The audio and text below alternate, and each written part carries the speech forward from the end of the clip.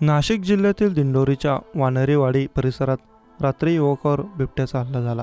या हल्ल्यात विठ्ठल पोद्दार या 16 वर्षीय युवकाचं निधन झालं आहे। बिबट्याच्या हल्ल्यानंतर परिसरात भीतीचं वातावरण पसरलं। बिबट्याच्या हल्ल्यानंतर वन विभागाचे अधिकारी कर्मचारी घटनास्थळी दाखल झाले। बिबट्याचा शोध सुरू आहे। नाशिकमध्ये बिबट्याचं पुन्हा एकदा मुक्त संचार असल्याचं समोर आलं।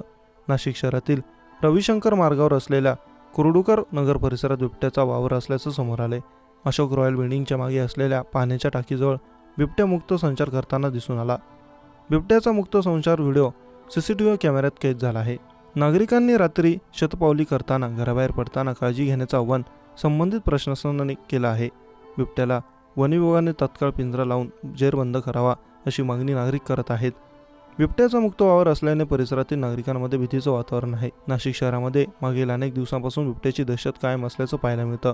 मात्र दिंडोरीमध्ये 16 वर्षीय तरुण बिबट्याच्या भक्ष्यस्थानी पडलाय। मागील आठवड्यात शुक्रवारी सायंकाळी जय भवानी रोड येथील पाटोळे माळ्यात बिबट्याचा मुक्त संचार पाहायला मिळाला होता। आर्टिलरी सेंटरच्या संरक्षण भिंतीवर बिबट्या बसलेला होता असा व्हिडिओ देखील समोर आला होता। मानवी वस्तीमध्ये बिबट्या आढळल्यामुळे नागरिकांमध्ये भीतीचं वातावरण तयार झाले। जय भवानी रोड परिसरामध्ये याआधी देखील 7 ते 8 बिबटे जेरबंद केलेले आहेत। नागरिकांमध्ये बिबट्याची दहशत कायम असल्याचं दिसतंय, त्यामुळे नागरिकांमध्ये मोठ्या प्रमाणात भीतीचं वातावरण आहे।